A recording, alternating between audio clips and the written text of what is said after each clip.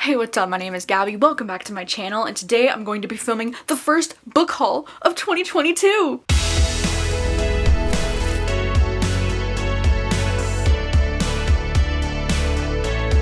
And I have so many books around me. I haven't actually filmed a book haul since November, so I have quite a number of books to catch you up on. If I had to guess, I would assume there's about like 30 books surrounding me, maybe a little bit more. Before we do jump into the books, I just wanted to say a huge thank you to Brevity for sponsoring today's video. Brevity is a backpack company that sells bags that are perfect for cameras. I always used to get super nervous anytime I had to take my camera anywhere because my old backpack was just like a regular backpack and I would just throw my camera in there and I'd be so nervous that my super nice camera would get damaged because it wasn't being stored properly. But the great thing is that these Brevity backpacks, they don't look like camera bags. They look like regular backpacks and they include room and storage for regular backpack things and not just your camera. These backpacks come with removable dividers so that you can make space for your camera so it fits nice and snug, but it also has tons of space for your other stuff. It's really nice too because these things are completely water resistant and they're made with machine washable material.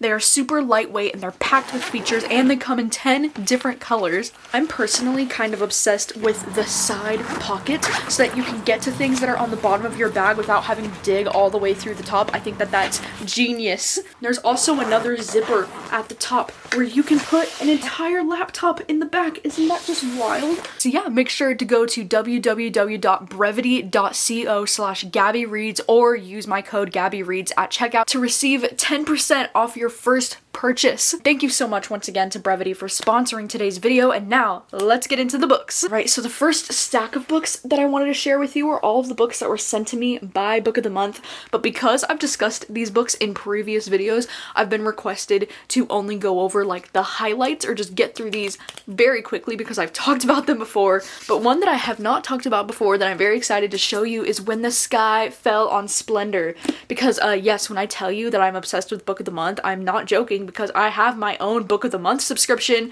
and I like to get some of the add-ons that were never monthly selections like this one. When the Sky Fell on Splendor is one of Emily Henry's young adult novels from like a couple years ago. It literally compares itself to Stranger Things in the inside flap here, and honestly, like, Emily Henry has become an author that I've really enjoyed her writing, so I'm really excited to check this one out. I ended up just buying this one last month because I was like, what the heck? Another one of the highlights that's an add-on is The Maid by Nita Prose. This was an add-on for the month of January, and I'm actually going to be buddy reading this with my friend Savannah over at Riveting Reads. We're doing a live show on her channel on January 30th to discuss this book for her book club. So this is one that I will be reading in the month of January that I'm very excited about. There's also A Flicker in the Dark. We have Love and Other Disasters, which is a queer romance novel that I'm so excited to read. I think I might be reading this one in February. And then there's Black Cake, Fiona and Jane. I've been hearing some really good things about Fiona and Jane. There's a historical fiction, The Magnolia Place.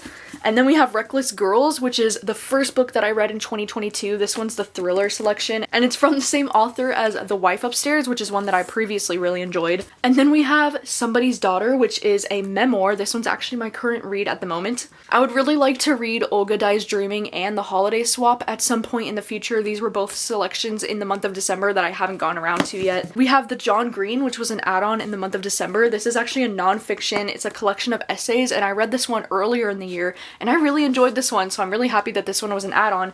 And then lastly, we have A History of Wild Places, which was a pick in the month of December, and this ended up being in my top 10 favorite books of last year. This book is kind of like a magical realism, but mostly mystery kind of story that involves these group of people that live in the forest. It's a very interesting time, okay? Alright, next up, I have a pretty decent stack of books here that were sent to me by publishers over the last like month and a half or so. The first three came from Atria. One that I'm really excited about is One Italian Summer by Rebecca Surley. This one goes on sale March 1st, and this is one that I'm excited about because it's the same author as In 5 Years, which is a book that I really enjoyed like 2 years ago now, I think. And so I'm really excited for this one. It even came with this like cute little playlist, you know, like I love when books come with playlists like this. I think it's so fun. But this one is about this woman who her mother has recently died, but then it's like some kind of like magical realism kind of thing, kind of like In 5 Years, where somehow she's able to still connect to her mom or something. It sounds like it's going to be very hard-hitting and beautiful, and I can't wait to read it. Also, for an ARC copy, this is so like like glittery and glossy, and it looks finished, and I love it. And then I got an ARC for Beneath the Stairs. This one is going on sale February 22nd, and this is one that just sounds like it's gonna be so interesting. It's like a thriller horror novel. It says on the inside flap here that it's a atmospheric debut for fans of Jennifer McMahon. A woman returns to her hometown after her childhood friend attempts suicide at a local haunted house, the same place where a traumatic incident shattered their lives 20 years ago. What the heck? Oh my god, you had me at Jennifer McMahon. I'm there. And then they also sent The Appeal, which this one is a thriller that's like an international bestseller. I think this one was translated. And on the little blurb here, it just says, 1 murder, 15 suspects, can you uncover the truth? And from what I understand about this book, it looks really cool because you're following from the point of view of like either the lawyer or like the detective or something. And it's all told in like emails and text messages and like articles, and you're just like gathering the evidence and like the information, and you're trying to make sense of like what happened. So it's kind of cool. It seems like it's going to be kind of like a puzzle or something that you have to like figure out as the reader, which I don't know, it sounds kind of interesting, unique, different. And then these next 2 books came from Penguin Random House, and they're actually kind of backlist titles that were getting republished with like different paperback copies or something. But the first one is The Lost Night by Andrea Bartz, and this is one that I'm pretty interested in because I read this author's other book, We Were Never Here, later last year, and even though I thought that one was just okay, I did like the writing style of that one, so I was interested in checking out more of her backlist. On the back here, it just says, everyone was shocked when beautiful 23-year-old scenester Eddie killed herself after a night of partying in Brooklyn, but did she really? 10 years later, her best friend Lindsay begins to question if something more sinister took place during that drunken night, and worse, if she herself was involved.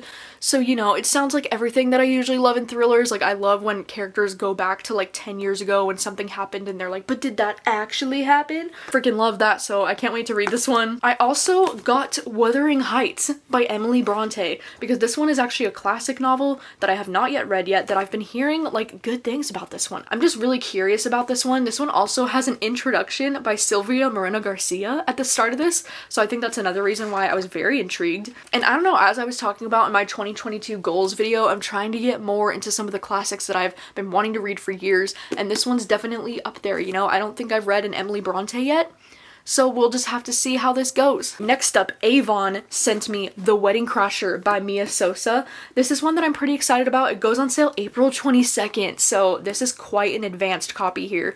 But this is the same author as The Worst Best Man, which is a romance that I read a few years ago now that I really enjoyed. This one says, the author of The Worst Best Man is back with another hilarious rom-com about 2 strangers who get trapped in a lie and have to fake date their way out of it. Ooh, that's all you had to say. I love fake dating trope. I love it. Wow, this one does seem pretty lengthy too. It's like almost 400 pages, but I'm very excited to read this one.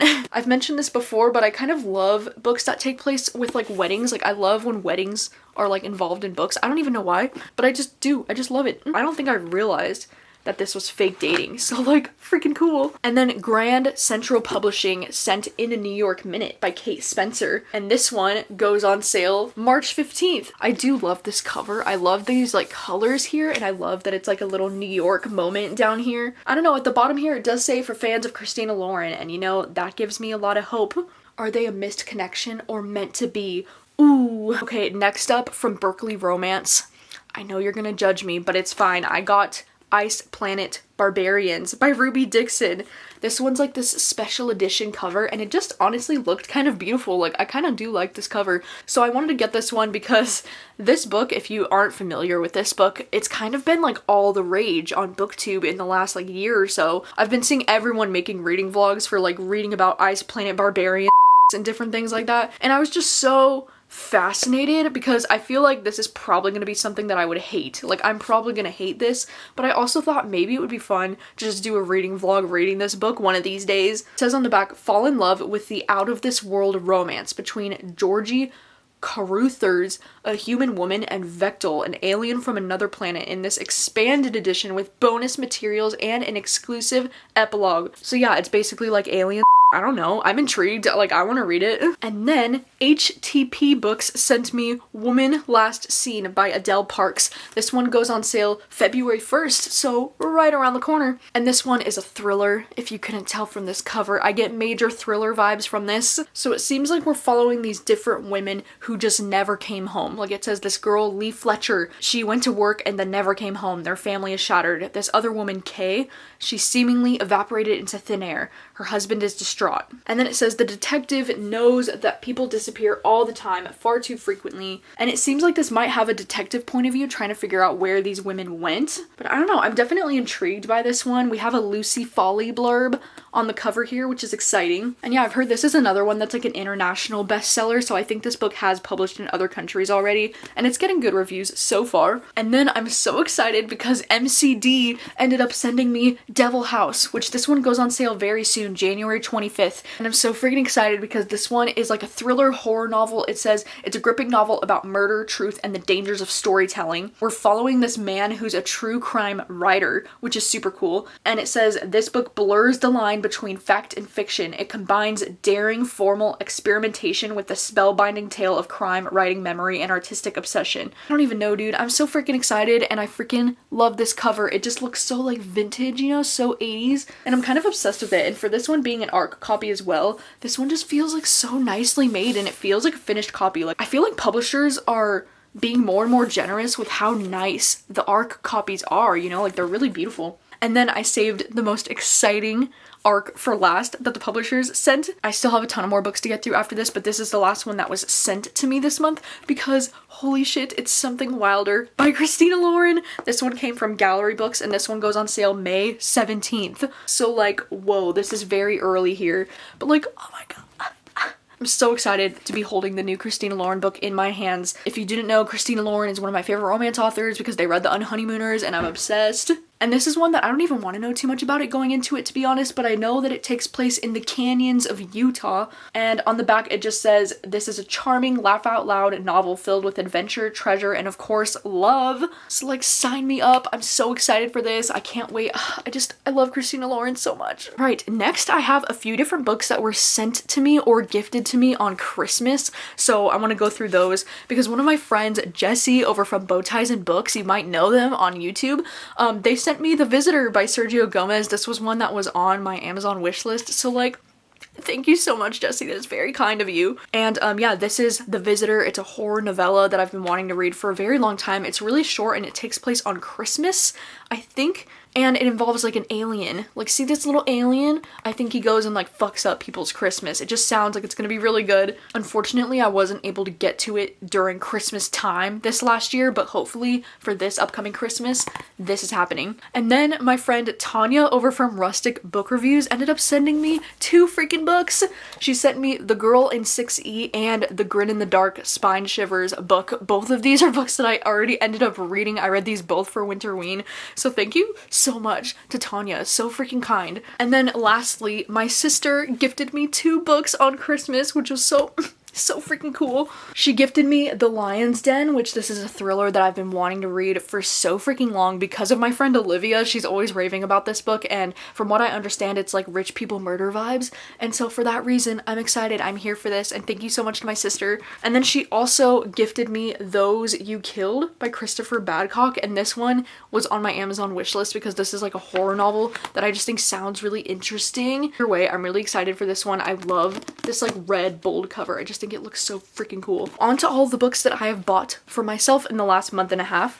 I do have a couple books here that I bought discounted at like Goodwill or Value Village. So some of those books include Sharks in the Time of Saviors. This is one that's like a contemporary, well actually it takes place in 1995 in Hawaii, which is really cool. And from what I've heard, this is like a good family, like siblings kind of story. So for that reason, I'm really interested in reading this one. I'm also kind of obsessed with this cover, but definitely planning on reading this this one this year. I also was able to find The Dry by Jane Harper, which this is another thriller that I've been hearing about for years and I've been wanting to read for years. I think this one takes place in Australia and it just sounds like it's gonna be really good. I'm so glad that I found this one in really good condition at Goodwill. And then I ended up getting the book Cold Storage, and this is one that I'm interested in because this is the same author as like the guy who wrote the screenplay for Jurassic Park, Spider-Man, and War of the Worlds. And it says it's about three strangers who must work together to contain a highly contagious deadly organism. I don't know, it sounds like it's gonna be a little bit sci-fi. I'm just kind of obsessed with this cover, you know, it looks very Breaking Bad to me, even though I know there's like no relation at all. And then I also found Severance at Goodwill.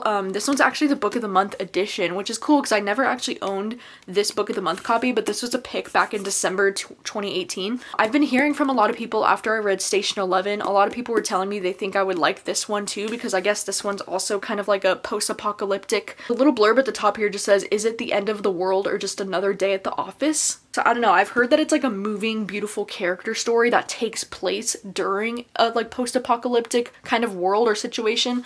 So I don't know, I'm really curious about this one. And then lastly, just for funsies, I got this little mass market paperback called Flashback by Michael Palmer because I thought it would be fun to try to read more like mass market paperback size books, just because I've always kind of hated them, to be honest. But I feel like it would be fun to give them a shot like one of these days, because I thought, you know, like maybe there are some really good older books that are printed this way and I just have to give them a shot. But I realized I thought this was a horror novel when I picked this up, and I'm now realizing I think it's more of a medical thriller, whatever that means. And so I don't really know now if I'm planning on reading this one in particular, but I am going to keep my eye out for more, you know, mass market paperback old school style books like this, because I just think they're really cool. All right, and then lastly, I have a number of books that I have bought for myself at mostly full price-ish. Well, the first one that I bought, I actually found this one on Amazon for $7, which I was like, holy shit. So I bought Bloodline by Jess Lowry, and now I'm kind of mad that I bought this because I ended up DNFing this during Winterween.